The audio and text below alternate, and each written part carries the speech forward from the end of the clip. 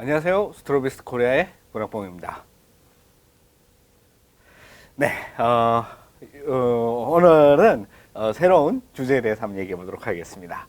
요즘 카메라 회사들이 정말 위기다, 뭐 이런 식으로 말이 정말 많은데요. 그에 따라 가지고 니콘 같은 경우에는 뭐 작년에 천여 명을 뭐 정리하고 하기도 하고, 캐논 같은 경우에도 카메라 사업부 말고 다른 데서 수입을 올리고 있지만은 자기네들이 대비한 것보다 훨씬 더 못한 수준이라고 합니다. 거기에 따라 가지고 지금 약진하고 있는 소니 같은 경우에도 있지만은 이 카메라, 이 우리가 쓰고 있는 이 카메라만 가지고는 굉장히 시장이 많이 축소된 그런 것이라고 하고요. 일전에 또 나왔던 파나소닉 같은 경우에는 카메라 사업부를 아예 접어버리겠다, 이런 낭설도 마구 나왔었는데요. 이게 멀리 퍼질 수 있었던 게 그만큼 카메라 회사들이 큰 위기를 가지고 있기 때문인 것 같습니다. 오늘은 그래가지고 이 카메라 회사가 왜 이렇게 위기에 빠졌나, 그리고 이 카메라를 이제 제가 이제 사진작가로서 사진가로 봤을 때 이 카메라가 앞으로 어떻게 발전을 해야지 얘네들이 망하지 않고 살아남느냐, 그런 어떤 일종의 이야기를 해보려고 합니다. 우선 항상 좋아요, 구독 눌러주시는 모든 분들께 진심으로 감사드리고요. 여기에 관한 어떤 질문이라든지 어떤 이야기는 스트로비스트 코리아로 오셔가지고 말씀을 남겨주시면 고맙겠습니다. 네, 여기 보시는 것처럼 100주년, 이 니콘이 이제 100주년이 됐어요. 이게 니콘도 역사가 참 그런데 아무튼 그 100주년에 된 니콘이 지금 굉장한 위기를 맞고 있다고 합니다. 거기에서 이제 뭐 여러 가지 많은 뉴스들이 엄청 많아요. 이것뿐만 아니라 그래가지고 뭐 VR 시장, 뭐 드론으로 뭐 뚫겠다든지 어떤 카메라가 여러 가지 다른 어떤 그 회사들이 이제 살아남으려는 그런 길로 다른 어떤 시장을 찾아서 떠나고 있는데, 저희 같이 이렇게 사진을 찍는 입장에서 보자면은 이 카메라가 계속해서 좋은 성능의 이런 그 장치들을 많은 회사들이 만들어 가지고 소비자가 저렴한 가격으로 더욱 좋은 카메라를 썼으면 좋겠다, 그런 마음입니다. 네, 그러면은 여기 보시다시피 이제 우리가 이제 어떻게 이제 카메라 시장이 어떻게 됐나, 이런 걸 보시면은 2003년도 여기 보시면은 2003년이면은 제 기억으로는 아마 거기 니콘 쿨픽스 이래갖고 이렇게 바디랑 렌즈가 이렇게 왔다 갔다 돌아가는 모델이 있어요. 그게 시장을 지배했던 그런 시절이 아닌가 생각을 합니다. 이때 당시만 해도 이 필름 카메라와 이제 굉장히 공존하던 시점이었죠. 그때 이제 거기 얼마나 팔렸나 이래가지고 요런 어떤 자료가 스테이티스타라는 곳에서 이 발표를 만들었는데, 요 그래프를 자세히 보시면 매우 흥미롭습니다. 흥미로운 그래프인데, 이제 렌즈 고정식, 우리가 쉽게 말하는 렌즈를 교환할 수 없는 일반용 카메라 같은 경우에 이런 성장의 곡선을 그리고 있고, 렌즈 교환식 카메라, 이런 뭐 DSLR 같은 거죠. DSLR은 요즘은 저기 그 다른 소니에서 만든 것도 굉장히 유명하죠. 그런 식인데, 이게 DSLR이 이렇게 점점 늘어가지고 2003년에서 2004년 이때 무슨 일이 벌어졌냐, 5년 6년 아마 5년인가 6년인가 이 시점에서 이제 처음으로 일반적인 소비자가 사용할 만한 이제 그 DSLR 카메라가 나왔죠. 그게 이제 OD, 그 캐논의 이제 아주 유명한 OD죠. OD 마크2도 아니고 옛날 처음 OD가 2006년 7년 이때쯤 나왔을 겁니다. 그 승승장구해가지고 이 카메라 회사가 한때 뭐 토요타보다 신용도가 높다, 일본의 토요타보다 뭐 이러면서 굉장히 엄청난 활약을 할 때가 있었어요. 그런데 2007년 8년 넘어가면서 드디어 우리가 이제 스마트폰이 나오게 됩니다. 스마트폰이 나오면서 이제 카메라 회사가 이제 충격을 받게 되는데, 그때만 해도 이 스마트폰에 있는 카메라 같은 경우에 굉장히 수준이 떨어졌었죠. 그렇지만은 이 스마트폰이라는 게 뭡니까? 이거 바로 우리가 원하는 모든 기능들을 손쉽게 손 안에서 다 해결 가능한 거죠. 그래가지고 이 일반적인 그 소비자들이 사용하는 렌즈 고정식 카메라가 급격하게 매출 하락을 일으키게 됩니다. 2010년부터 이게 눈에 띄기 시작해가지고 2016년 작년에는 거의 뭐 이제 뭐 망했다고 봐야죠. 더 이상 이제 우리가 쉽게 말하는 똑딱이라든지 이런 그런 카메라의 시장은 이제 사라졌다고 거의 보시면 될 것 같습니다. 네. 그 다음 그래프 같은 경우에는 조금 더 재미있는 그래프인데요. 이제 그 아날로그, 우리가 쉽게 말하는 필름 카메라가 어떻게 세상에서 이렇게 많이 나오게 됐고 이렇게 망하게 됐느냐, 그리고 디지털 카메라로 어떻게 대체됐느냐, 그리고 이제 미러리스, 우리가 말하는 미러리스라는 거죠. 이쪽에 이제 새로운 카메라가 등장을 하고 어떻게 등장하고 DSLR은 어떻게 됐느냐, 이런 걸 보면은 말씀드렸듯이 이제 99년, 2000년 들어서부터 디지털 카메라 시장이 막 늘어나기 시작했어요. 그래가지고 이제 생기고 이제 드디어 DSLR도 그때 당시 뭐 펜탁스 이스트 D나 뭐 이런 것도 유명했었죠. 처음 나왔을 때. 그런 것부터 해갖고 OD가, 캐논에서 OD가 나오면서부터 이제 전문가들도 슬슬 이 디지털 카메라 시장으로 넘어왔다고 볼 수 있습니다. 뭐 이렇게 저렇게 하면서 2007년, 8년 요때 이때쯤 이제 스마트폰이 이제 아이폰이죠. 아이폰이 처음 등장을 하면서부터 급격한 하락세가 이어지고 있습니다. 이게 2014년까지밖에 없어서 그렇지만은 이 뒤로 이 그래프 보시면 아시겠지만 점점 더 줄어들고 있어요. 이렇게 말해서 카메라 회사들이 말하고 있는 위기는 사실이 맞습니다. 그렇다면은 우리가 여기서 이제 알아볼 게 뭐냐, 왜 이렇게 카메라가 망하게 됐냐. 그 중에서 더욱 중요한 게 뭐냐 하면은 이런 DSLR 같이 일반적인 어떤 사람들이 잘 사용하지 않는 카메라죠. 이거 뭐 일종의 뭐 전문가 카메라라기도 하고, 이런 렌즈 교환식 그 카메라, 요즘은 이게 DSLR로 말할 수도 없죠. 이게 전문가 카메라 전부 다를 그 소니에서 나온 것도 많고 이러니까는 이런 렌즈 교환식 카메라들이 왜 이렇게 문제가 되게 되느냐, 이렇게 본다면은 스마트폰으로 만약에 일반인이 스마트폰을 모두 대체한다 하더라도 전문가들 같은 경우에는 이런 렌즈 교환식 카메라를 계속 사용할 수밖에 없죠. 그런데도 불구하고 이 렌즈 교환식 카메라의 시장도 줄어들고 있습니다. 굉장히. 그래서 이제 니콘 같은 경우에 거의 뭐 지금 뭐 오락가락하고 있고, 물론 거기 이제 다음에 정말 오락가락하는지 모르겠어요. 지금 뭐 그런 거 이제 경제적이나 뭐 이런 거 가지고 지표를 제가 잘 모르기 때문에, 그런데 들리는 소문으로는 힘들다고 합니다. 뭐 캐논도 뭐 자기네 기대만큼 충분히 예상했다고 하는데도 불구하고 그 위기를 잘 극복하지 못한다 하고, 뭐 다른 데도 뭐 그런 소문이 많아요. 그런데 왜 이렇게 되냐, 왜 여기에 대해서 한번 원인을 제 나름대로 한번 찾아봤습니다. 네, 이 카메라 회사들이 이제 가장 좋아하는 게 뭐냐 이러면은 역사와 전통, 그리고 이 카메라를 만들어 왔던 걔네들, 이제 일본 회사들 이제 주도를 했죠. 독일 회사들이 거의 뭐 지금 뭐 라이카나 뭐 얘네들이 살아있다고 하지만은 뭐 롤라이 뭐 이런 데도 필름 시대 때부터 이미 일본에 다 뭐 밀려가지고 니콘, 캐논이었는데, 당시에 필름 시대 때는 니콘이 최고였죠. 그 디지털로 넘어오면서 이 카메라의 대세가 캐논이 완전히 휘어잡았지만은, 아무튼 이 둘 다 하는 짓을 보면은 이 아주 역사와 전통이 줄줄 흐르고 있습니다. 이게 보수라는 게 옛날에 좋은 거는 지키는 건 좋지만은, 과연 이게 제가 봤을 때는 이 렌즈 교환식 카메라 회사들이 스스로 이런 위기를 자초했다고 볼 수 있죠. 왜 그러냐에 대해서 한번 이야기해 보도록 하겠습니다. 네. 처음은 이제 저장 장치의 문제가 있어요. 저장 장치. 우리가 지금 제 나이 정도 되는 사람들이 이거를 본다면은 그렇게 뭐 어색하지가 않아요. 왜냐하면은 이 카메라를, 사진을 찍고 여기 있는 그 메모리 카드를 꺼내가지고 컴퓨터에 달려있는 리드기에 넣고 걔를 읽어드려서 뭐 어떤 다른 활용을 한다, 이런 프로세스를 가지고 있죠. 이게 변하지가 않았어요. 언제 아직도 지금도 똑같습니다. 방법이. 그게 처음 언제 나왔냐 이러면 94년 뭐 99년 이때 나온 이 방식을 아직도 고집하고 있어요. 얘네들이. 이것보다 더 좋은 저장 장치가 제가 봤을 때 지금 충분히 많이 나오고 있어요. 뭐 옛날에는 뭐 하드디스크를 못 넣는 게 크기 때문이다, 뭐 충격 때문이다, 뭐 이런 충분히 이해갈 만합니다. 이해갈 만한 그런 이유가 있었다고 하지만은 지금 그 모든 문제를 다 극복했다고 봐요. 그럼에도 불구하고 아직도 CF 뭐 이런 거 만들고 있어요. 그래서 얘네들이 이제 다시 이거를 고집을 계속 해가지고 더 발전시켰다고 나오는 게 이제 C-Fast라는 게 있습니다. 이거 가격 보시면은 아마 깜짝 놀라실 거예요. 그 가격 보시면은 그 뭐 카메라 뭐 한두 대 값은 그냥 나갑니다. 이거 C-Fast 하나 사느라고. 그리고 SD 카드도 지금 많이 뭐 발전했다 해서 SDXC 뭐 이런 식으로 뭐 여러 가지 많습니다. 뭐 버전 2니 뭐 이래 가지고 속도를 많이 올렸는데, 뭐 맥시멈 뭐 해가지고 뭐 100메가 per second, 그 초당 한 100메가 정도에서 이미 끝났어요.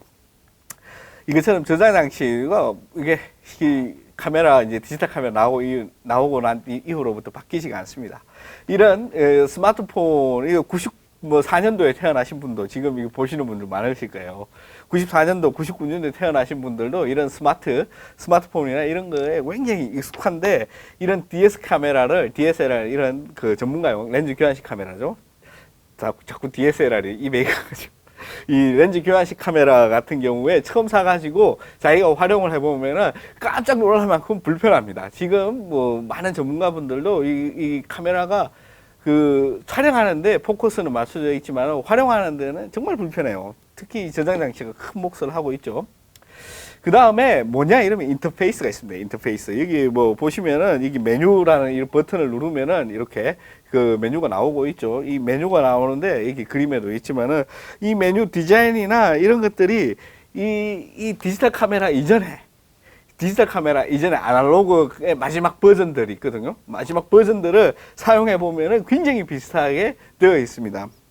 물론 마지막 버전에서는 이렇게 넓은 LCD 창이 없고 이 위에서 이 요즘 말하는 그게 커스텀 펑션이죠. CF 펑션을 이제 그 고르는 그런 느낌인데 그거는 이제 메뉴를 옆에 펴놓고 그렇게 봐야지 이제 볼 수 있는 건데 이 인터페이스가 안 변했어요. 얘네들 나름대로 그 조금씩 저장한다고 하지만은 여기 보이는 이 버튼들을 하나씩 눌러가지고 얘네들을 막 찾아갑니다. 가장 최근에 나온 거는 드디어 터치 스크린이 이제 드디어 들어갔다고 해요. 터치 스크린 들어갔다고 하는데 이 인터페이스 방식은 바뀌지 않았어요. 그냥 이 똑같은 방식의 터치 스크린이 들어간 거죠. 옛날 이 스마트폰이 나오기 전에 제가 그 2000년 초반에 샀던 그 100만 원, 당시 100만 원짜리 휴대폰이 PDF 폰이라는 게 있었어요. 삼성에서 뭐 많이 나왔던 그런 그 PDF 폰, 그, PDS인가 PDF인가 정확히 모르겠는데, 그런 폰의 인터페이스를 보는 것과 같이 아주 전통의 방식에다가 그냥 터치만 붙여놓은 겁니다. 이거 빨리 바뀌어야 돼요. 아까 말씀드렸듯이 이제 이런 CF 카드나 이런 그런 그 SD 카드를 사용함으로써 데이터 이동성에 대한 문제가 엄청 심각해요. 무슨 말인가 하면은 얘는 스마트폰 같은 경우에 굉장히 익숙합니다. 지금 이거 아까 말씀드렸듯이 뭐 99년이나 94년에 태어나신 분이 이거 보시면은 태어나자마자 거의 뭐 자기가 이제 거기 정신을 차렸을 때쯤 되면은 이게 바로 나와 있었을 거예요. 그래가지고 촬영을 해서 여기서 바로 뭐 보정을 한다든지 그런 식으로 해갖고 한 번에 끝납니다, 얘는.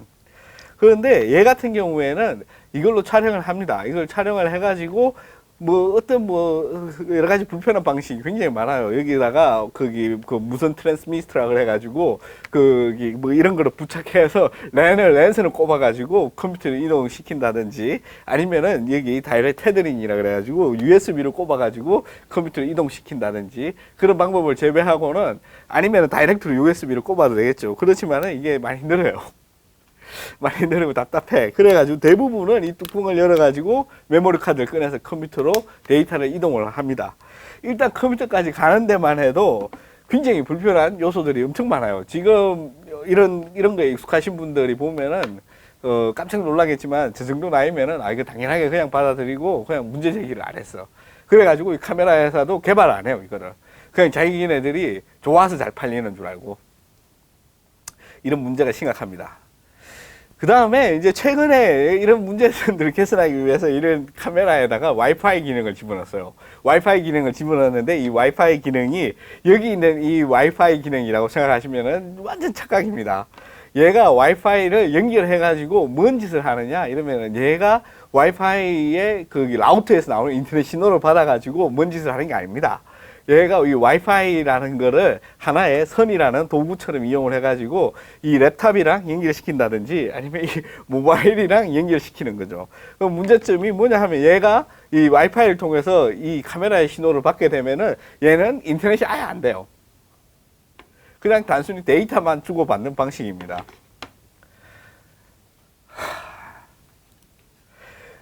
그 다음에 이제 말씀드렸듯이 이런 여러 가지 이유 때문에 이 아이폰이 세상에 나오고 난 이후에 물론 그 뒤에 이제 안드로이드도 많이 이제 지금은 많이 많았지만은 아무튼 이제 첫 번째 나온 건 아이폰이기 때문에 그 모든 스마트폰을 대표해서 아이폰이라 그랬고요.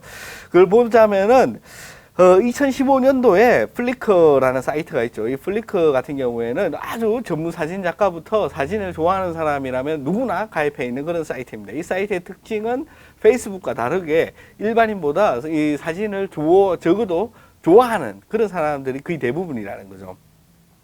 여기에서도 심지어 2005년에 가장 많이 찍힌 게 이 카메라 폰입니다. 이게 그 휴대폰에 달린 폰카죠, 폰카. 폰카가 가장 많고, 그 다음에 이 플리커답게 DSLR도 31%나 됩니다. 하지만은 이 자료를 제가 페이스북에서 갖고 왔더라면은 압도적인 이런 차이가 날 거예요. 그 다음에 이제 똑딱이가 25%. 그 다음에 이제 미러레스가 3% 정도 되죠. 이 3% 거의 대부분 아마 소니에서 나온 그게 알파 시리즈 그 같은데, 아무튼 이것처럼 사진을 굉장히 좋아하거나 전문적으로 촬영하는 사람도 이 스마트폰을 훨씬 더 많이 사용한다는 거죠. 모든 제가 만나본 작가를 이렇게 보면은 이거를 다 맨날 자기네 그 작업할 때가 아니면은 이거를 많이 들고 다니지 않고 어디 가가지고 그냥 간단하게 뭐 이렇게 뭐 블로그라든지 이런 데 찍는 용도는 거의 대부분 폰카를 사용합니다. 저도 마찬가지로 이거를 사용을 해가지고 그 페이스북에 사진 한 장 올리기가 너무 힘들어요. 그렇기 때문에 웬만한 그냥 일반적인 사진은 다 이걸로 그냥 처리를 합니다. 네. 그렇다면은 왜 아직도 이런 그 렌즈 교환용 전문가용 카메라를 사용하느냐? 그렇다면은 딱 하나의 그 장점밖에 없어요. 지금은 압도적인 화질이라는 거죠. 이게 렌즈가 어떻고 뭐가 어떻고 이런 걸 뭐 다 떠나가지고 기본적으로 딱 하나의 최고의 장점은 압도적인 화질입니다. 화질. 얘 같은 경우에 따라올 수 없는 이 렌즈 크기를 보시면 아시겠지만은 이 광학적인 성능에서 이거 아주 싼 렌즈인데도 불구하고 이 렌즈 크기의 차이를 보면은 이 압도적인 화질이라는 게 있을 수밖에 없죠. 왜냐하면은 어떻게 뭐 발전을 하든지 간에 이 빛이라는 실제 이 빛이라는 걸 모아가지고 센스에 노광을 시켜야 되는데 이 크기, 물리적인 크기 자체가 가지고 오는 화질의 차이점을 무시할 수가 없습니다. 그래가지고 이런 전문가용 카메라의 시장이 사라지진 않겠죠. 사라지진 않겠지만은 이런 위기 상황이 오는 거죠. 이런 압도적인 화질이 필요한 경우에만 딱 이게 필요한 그런 세상이거든요. 어떻게 이 난관을 헤쳐나가야 되냐, 이런 전문가용 카메라가 앞으로 어떤 방향으로 가야 되느냐, 이러면은 이 카메라 제조 회사들은 아주 눈여겨 들으셔야 됩니다. 이게 저뿐만 아니라 많은 사람들이 이런 제안을 했는데도 그냥 전통과 역사로 그냥 무시하시고 그냥 건조 있게 그냥 밀어붙여가지고 아직도 이런 제품을 계속 만들어가지고 이 바리에이션만 쫙 늘려놨어요. 뭐 해가지고 뭐 입문자, 초보자, 중급기, 중상급기, 뭐 고급기, 뭐 플래그십 뭐 이런 식으로 해가지고 소문난 장치에 먹을 거 없다고 그냥 종류만 쫙 늘어놓고 이 센스 조금 바꿔가지고 또 1년, 2년 있다가 또 새로 만들고 이렇게 하고 있습니다. 지금 장사를. 물론 이 카메라 회사들이 가지고 있는 가장 최고의 장점이 뭐냐? 지금 뭐 니콘이나 캐논이나 이런 애들이 가지고 있는 얘네들이 다른 업체들이 가지고 있는 최고의 장점은 이 렌즈의 광학기술의 자기네들 최고의 자산이라고 생각하시면 돼요. 그러면은 이거를 이제 앞으로 어떻게 해야 되느냐? 첫 번째, 저장장치. 제일 먼저 말씀드렸죠. 이런 저장장치, 이거 문제 아주 심각합니다. 이 저장장치 버려야지 돼요. 버리고, 여기 보시면 미국의 블랙매직이라는 이런 비디오 카메라죠. 전문가용 비디오 카메라 회사에서 보시면은 SSD가 다이렉트로 들어갑니다. SSD 보시면은 2.25인치 하드디스크 규격이죠. 그게 바로 여기에 직접적으로 장착이 됩니다. 이 SSD의 장점이 뭐냐 이러면 엄청난 속도, CF 카드나 C패스트까지 다 포함을 해서 모든 것을 다 뛰어넘는 압도적인 화질, 그리고 어마어마한 용량, 그 다음에 어마어마한 용량 대비 저렴한 가격이죠. 이 C패스트나 이런 거 지금 빨리 가격 확인하고 오시면은 제가 무슨 말 하는지 아실 겁니다. 조금 더 가면은 이런 SSD 카드가 엄청 크잖아요. 하드디스크 2.25인치 사이즈인데 이런 카메라에 넣을 수가 없다. 그러면은 어떻게 하느냐? 제가 봤을 때는 M.2 NVMe 이 규격의 SSD를 사용하는 게 최고입니다. 이게 보시면 아시겠지만은 이 CF 카드랑 크기 비교를 해놨죠. 옆에 보시면은 이거 실제 규격 사이즈를 그러니까 실제 크기 사이즈로 비교를 한 겁니다. 이게 크게 크지가 않아요. 그리고 굉장히 얇아요.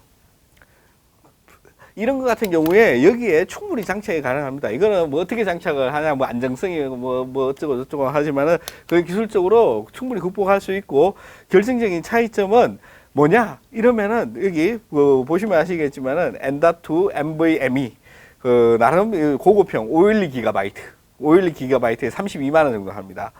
읽기 쓰기 속도는 최대 3200Mbps 3200MB/s이죠. 그리고 쓰기 속도는 1500MB/s입니다. 1초에 1.5기가를 저장할 수가 있는 속도예요. 그러면은 이 카메라 회사들이 이제 앞으로 밀고 있는 이 CFS 같은 경우에 256기가 절반이죠. 절반짜리가 72만 원입니다. 512기가는 상상으로 100만 원 그냥 넘어가요.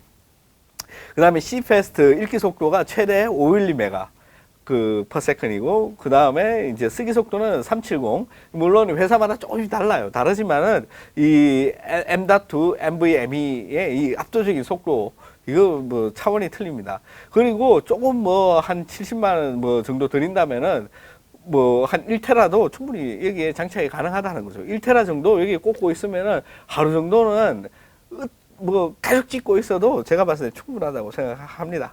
물론 이게 앞으로 갈수록 파일이 점점 더 커지고 고화질로 가기 때문에 그런 문제가 있다고 하더라도 이런 최신형의 저장 장치를 적극적으로 도입을 해야지 돼요. 얘네들 왜 이렇게 보수적인지 모르겠어.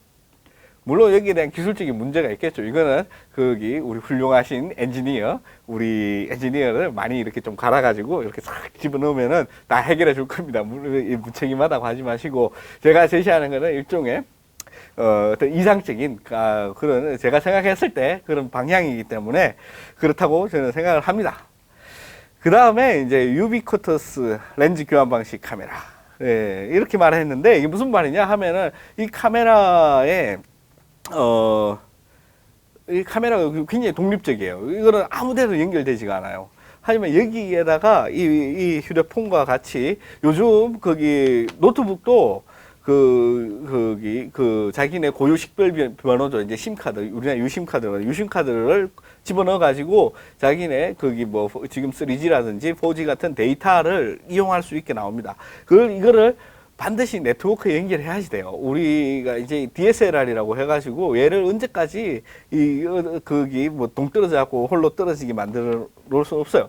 이거는 시대의 대세고, 이 네트워크에 네트에 연결이 안 되면은 더 이상 길이 없습니다. 이거는 뭐 노키아가 한 방에 훅 갔고, 그런 것처럼 얘네들도 머지않았어요. 이런 식으로 자기네들의 변화가 없으면. 물론 뭐 힘들겠죠. 기술적으로. 뭐 여기서, 얘네들 녹자적으로 지금 10몇 년 동안 발전해 왔지만은 얘도 최소한의 네트워크 안으로 들어가야지 된다. 그러면 어떻게 해야 되느냐? 여기서도 이제 독자적인 OS를 개발해야죠. 얘네들 OS를 개발해가지고, 사진을 촬영한 다음에 바로 이 DSLR에서 페이스북에 접속을 해가지고 바로 사진을 올리는 겁니다. 이게 가능해야지 돼요. 이게 가능해야지만이 사람들이 얘를 들고 다니는 사람도 훨씬 많겠죠, 압도적으로. 하지만은 고화질을 원하는 사람은 분명히 이걸 들고 다닐 겁니다. 다니면서 찍자마자 바로 업로드가 가능한 거죠. 지금 이게 안 되면은 더 이상 길이 없습니다.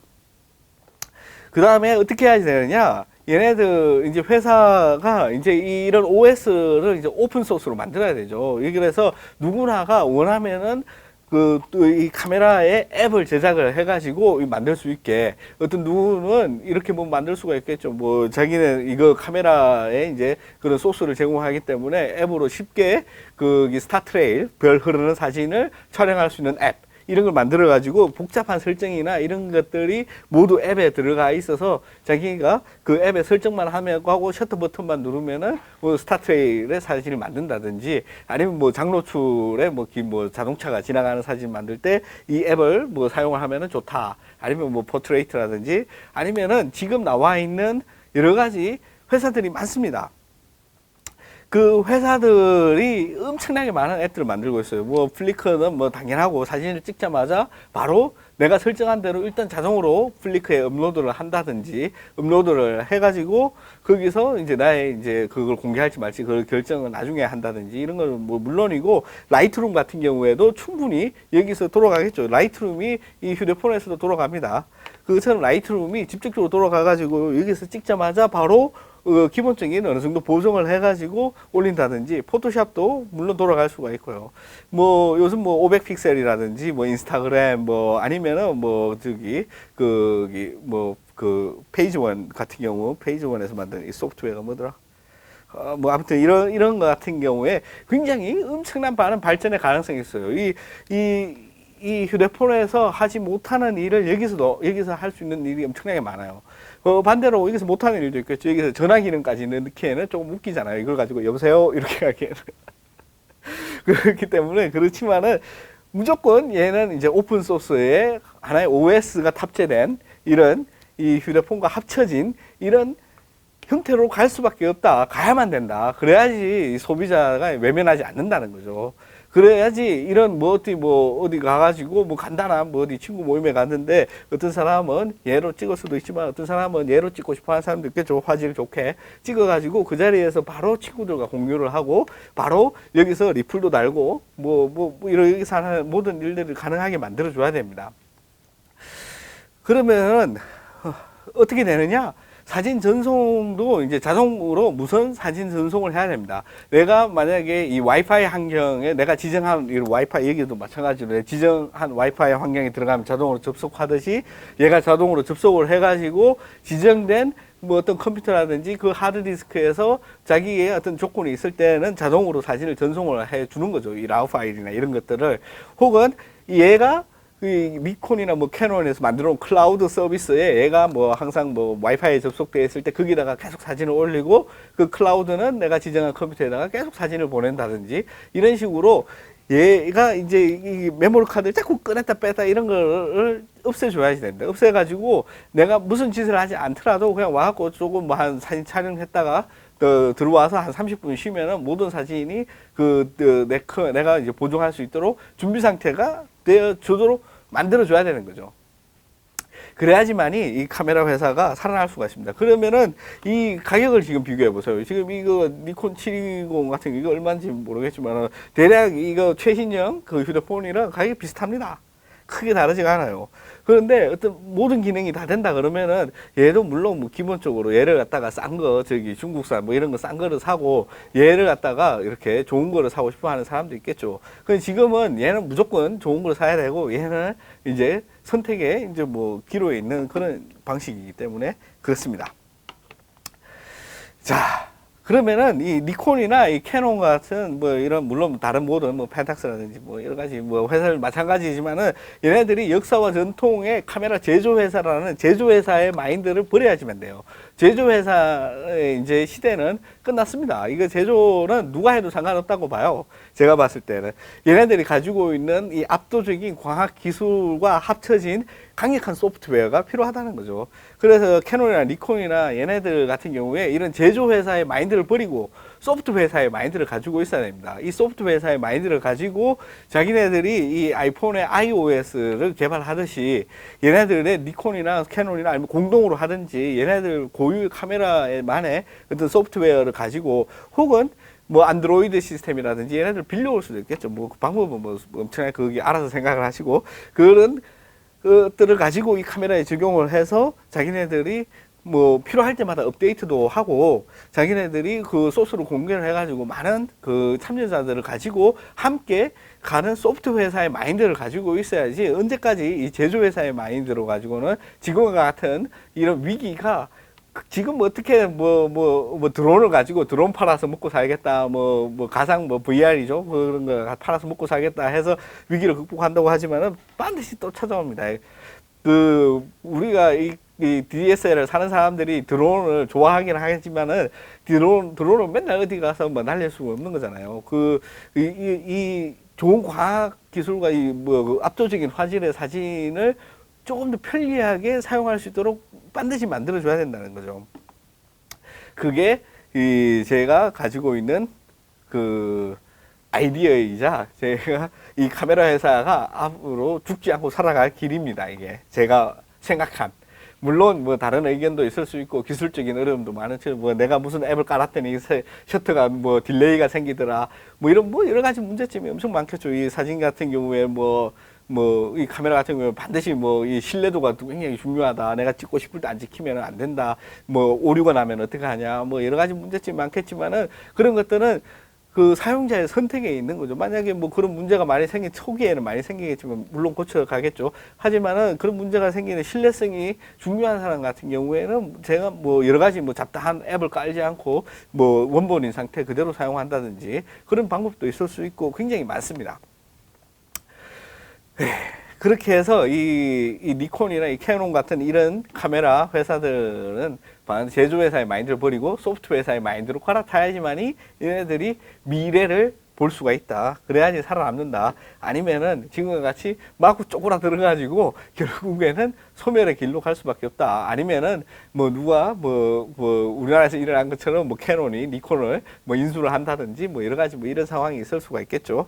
아니면은 제가 봤을 때 저기 애플이나 뭐 이런 회사에서 인수를 한다면은 제가 말한 이런 것들이 훨씬 빨라질 수도 있을 것 같고 아무튼 이렇게 그 바람 앞에 등불처럼 위태로운 시대가 계속될 거라고 생각합니다. 그래서 얘네들 할 수 있는 대로 최대한 이 소프트웨어 이 개발과 이 안에 이 덩치가 상당히 커요. 물론 이게 미러나 이런 건 차지하는 게 있겠지만은 이게 조금 더 커진다고 무조건 사람이 작은 거면 좋아하는 게 아니에요. 만약에 지금 이 상태 그대로라면 작은 게 좋겠지만은 여기서 조금 더 아까 말했던 이런 기능들이 된다 그러면은 몇 퍼센트 정도 이렇게 커진다, 무거워진다 이런 거에 대해서 크게 그 모든 단점을 극복할 수 있을 거라고 생각을 합니다.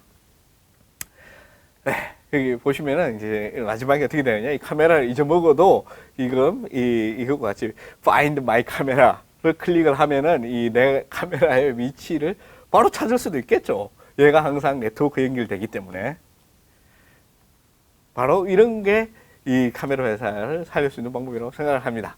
그러면은 어떻게 보셨는지 모르겠어요. 이게 제가 뭐 나름의 이제 생각을 한 거고 이쪽 분야의 전문가도 아니고 단지 이 카메라를 오랫동안 사용해왔던 사람으로서의 의견이라고 생각을 해 주시고 물론 틀린 부분도 있을 수 있겠지만은 제 나름대로 제가 열심히 준비를 해봤습니다. 그럼 어떻게 즐겁게 시청을 하셨는지 모르겠습니다. 그럼 시청해 주신 모든 분들께 진심으로 감사드립니다. 고맙습니다.